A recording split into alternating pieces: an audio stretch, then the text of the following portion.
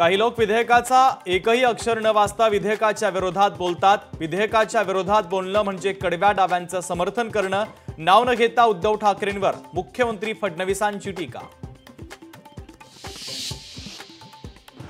ठाकरे बंधू एकत्र येण्याच्या चर्चेनंतर शिंदेंच्या शिवसेनेचा उद्या जाहीर मेळावा।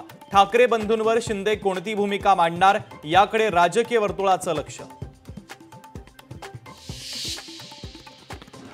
पैशांची चिंता करू नका, पैशांसाठी काही अडलं नाही, पैसे देणारे आम्हीच आहोत।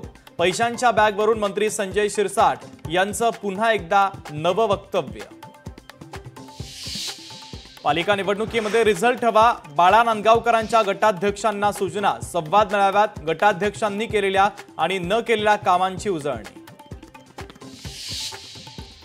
सामनात वापरलेल्या शब्दांवर राम कदमांचा आक्षेप। सामनाच्या अग्रलेखातून मुंबईचा अपमान करण्याचा प्रयत्न, राम कदम यांचा आरोप।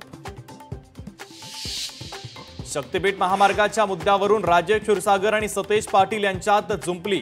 बैठकीमध्ये बाधित शेतकऱ्यांच्या उपस्थितीवरून एकमेकांमध्ये सवाल जवाब। एचडीएफसी बँक आणि श्रीराम फायनान्सवर आरबीआयची कारवाई। नियमांचं उल्लंघन केल्यानं आरबीआयची कारवाई।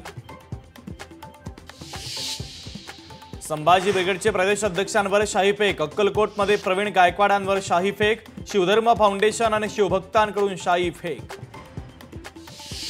तुळजाभवानी मंदिर पहाटे 1 ऐवजी 4 वाजता उघडणार। भाविकांची कमी झालेली गर्दी लक्षात घेता मंदिर संस्थांचा निर्णय। राज्यात पुढील 2 दिवस मुसळधार पावसाची शक्यता। विदर्भ, मराठवाडा, कोकणात मुसळधार पावसाचा हवामान विभागाचा अंदाज।